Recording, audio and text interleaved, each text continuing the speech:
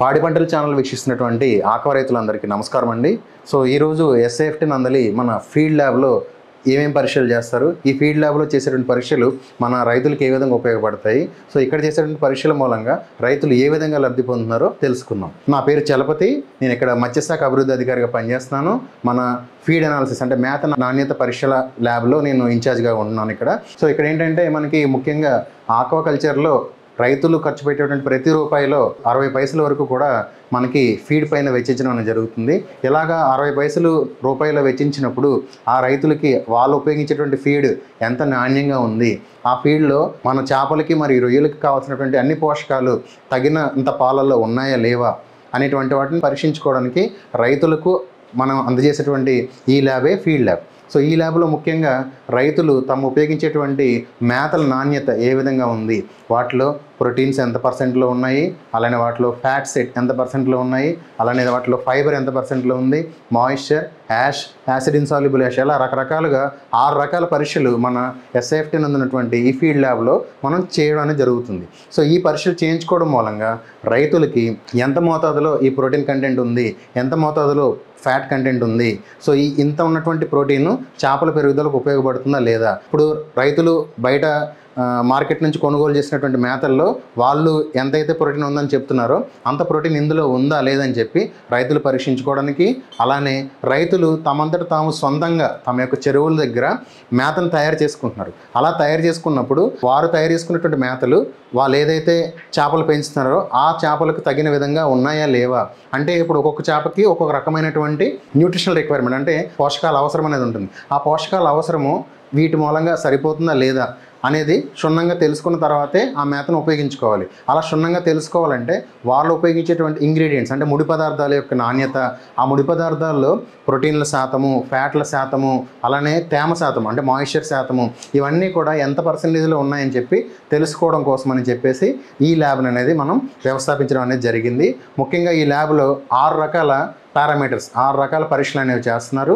అందులో ముఖ్యంగా protein analysis, so protein analysis, అలానే ఫ్యాట్ అంటే అందులో ఎంతైతే కొవ్వు శాతం ఉందో ఆ కొవ్వు శాతము, అలానే ఫైబర్ అందులో ఉన్నటువంటి పీచు పదార్థాలు ఎంత మోతాదులో ఉన్నాయని చెప్పి తెలియజేయడానికి, అలానే మాయిశ్చర్ తేమ అంటే మేతలో ఉన్నటువంటి తేమ శాతం ఎంత ఉందని తెలియజేసుకోవడానికి తేమ పరీక్షలు, అలానే దానిలో ఉన్నటువంటి యాష్ అంటే బూడిద అంటే వాటిలో ఉన్నటువంటి మినరల్స్ ఎంత మోతాదులో ఉన్నాయి, అలానే ఆ మినరల్స్లో కూడా యాసిడ్ ఇన్సాల్యుబుల్ యాష్ అంటే యాసిడ్లు కరిగినటువంటి మినరల్స్ ఎంత పర్సెంట్లో ఉన్నాయి. సో వీటన్నింటిపైన క్షుణ్ణంగా పరిశీలించి వాటికి ఏ విధంగా కలుపుకుంటే వేరే ముడి పదార్థాలు ఏ విధంగా దానికి చేర్చుకుంటే మనకి మంచి మోతాదులో ప్రోటీన్, మంచి మోతాదులో ఫ్యాట్, చేపలకు కావాల్సినటువంటి పోషకాలతో కూడినటువంటి చేపల మేతని లేదా రొయ్యల మేతని ఏ విధంగా వాళ్ళు తయారు చేసుకోవాలి, లేదంటే వాళ్ళు తీసుకున్నటువంటి మేతలో ఎటువంటి జాగ్రత్తలు తీసుకుంటే ఈ పోషకాహార లోపాలు అనేవి రాకుండా ఉంటాయి అనేది తెలియజేయడం కోసం ఈ ల్యాబ్ అనేది వ్యవస్థాపించడం జరిగింది.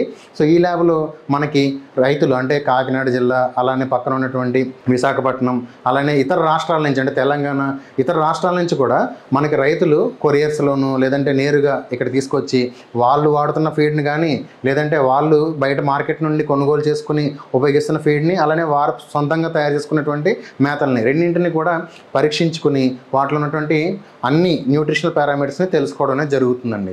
సో ముఖ్యంగా రైతులు బాగా ఎక్కువగా ఇందులో మేల్కోవాల్సింది ఏంటంటే ప్రోటీన్ కంటెంట్ అంటే చేపలు మరియు రొయ్యలకి ముఖ్యమైనటువంటి పోషకాహారం ఏంటంటే ప్రోటీన్.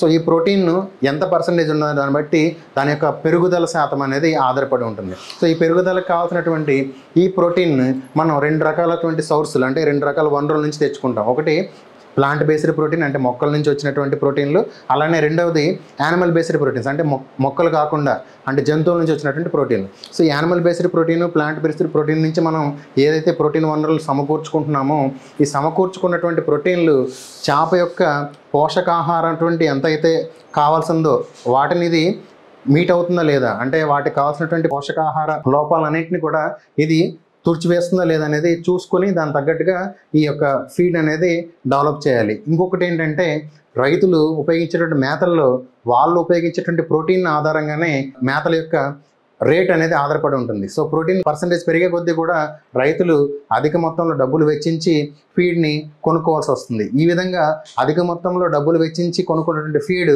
వాళ్ళు అనుకున్నంత స్థాయిలో ప్రోటీన్ కలిగి ఉందో లేదో అని రైతులు ఒక రకమైనటువంటి భ్రమలో ఉన్నారు. రైతులకు ఉన్నటువంటి ఇలాంటి మిస్కన్సెప్షన్, అంటే ఉందో లేదనేటువంటి ఒక డౌట్ లేదా ఎలాంటి ఏవైతే ఉన్నాయో వీటన్నింటికి కూడా సమాధానం చెప్పేది మన ఫీల్డ్ ల్యాబ్. ఎందుకంటే అందులో నిజంగా ప్రోటీన్ ఎంత ఉంది, ఆ ప్రోటీన్ ఉంటే ఆ ప్రోటీన్ చేపకు ఉపయోగపడుతుందా లేదని తెలియజేస్తారనమాట.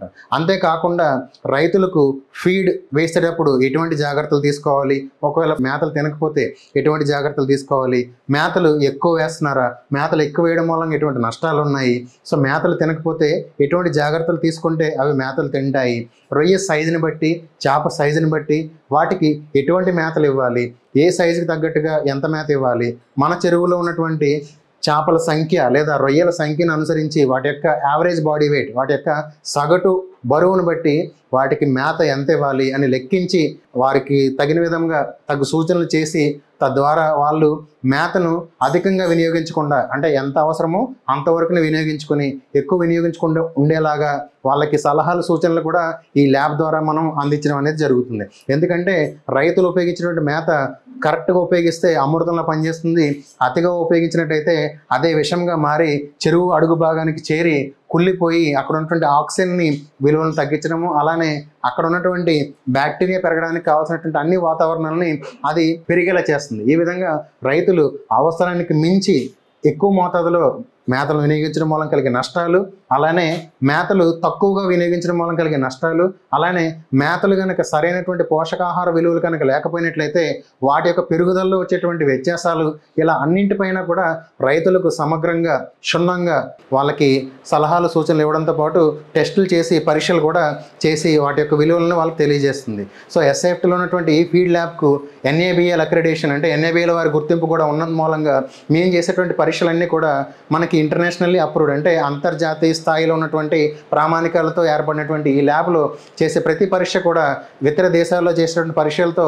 సరిసమానంగా ఉండి రైతులకు అత్యంత నాణ్యమైనటువంటి రిపోర్ట్లను అందించడం అనేది జరుగుతుంది. సో మన దగ్గర ఉన్నటువంటి 6 పారామీటర్లకి మనం పరీక్షించుకోవడానికి మన దగ్గర 760 రూపాయలు తీసుకుంటున్నామండి. సో 760 రూపాయలు కూడా కేవలం మనం ఏదైతే కెమికల్స్ని ఉపయోగిస్తున్నామో ఆ కెమికల్స్ వరకు మాత్రమే తప్ప ఇందులో ఎటువంటి లాభాపేక్ష లేదు. ఎందుకంటే ఇది ప్రభుత్వం నడుపుతున్నటువంటి ల్యాబొరేటరీ కాబట్టి ఇందులో కేవలం మాకు ఏదైతే రసాయనాలు కెమికల్స్ టెస్ట్ చేయడానికి అవసరమవుతాయో వాటి వరకు మాత్రమే పరీక్ష ఫీజు అనేది తీసుకోవడం జరుగుతుంది. రైతులందరూ కూడా ఈ ఫీజుని డైరెక్ట్గా మాకు ఈ మత్స్యకార్ అనేటువంటి వెబ్సైట్ ఉంది, వారు రైతులు ఇక్కడ రాగానే ఆ వెబ్సైట్లో వాళ్ళు రిజిస్ట్రేషన్ చేసుకున్న తర్వాత ఆ రిజిస్ట్రేషన్ చేసుకున్నటువంటి రిజిస్ట్రేషన్ ఫామ్లోనే వారికి ఏవైతే టెస్టులు కావాలో వాళ్ళు సెలెక్ట్ చేసుకున్నట్టయితే దానికి తగిన విధంగా ఎంత అమౌంట్ అవుతుందో ఆటోమేటిక్గా సిస్టంలోనే ఒక QR కోడ్ జనరేట్ అవుతుంది. ఆ జనరేట్ అయిన QR కోడ్ 3 నిమిషాల టైం ఉంటుంది. రైతులు వాళ్ళ దగ్గర ఉన్నటువంటి ఫోన్పే, గూగుల్ పే, ఏదైనా డిజిటల్ ప్లాట్ఫామ్ నుంచి, ఎనీ UPI ప్లాట్ఫామ్ నుంచి వాళ్ళు డైరెక్ట్గా పేమెంట్ చేసి దానికి తగిన రసీదు కూడా పొందవచ్చు.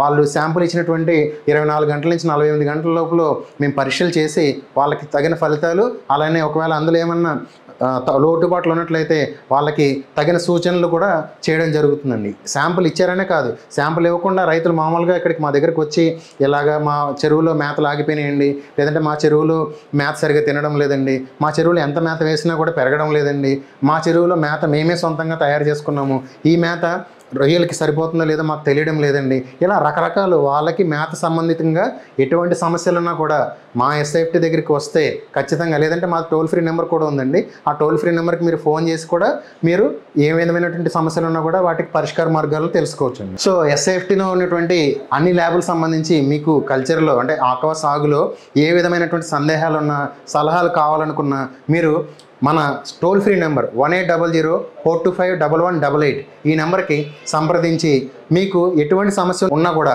మీరు మాకు కాంటాక్ట్ చేసి మీరు దానికి తగిన పరిష్కార మార్గాలని తెలుసుకోవాల్సిందిగా కోరుచున్నాం.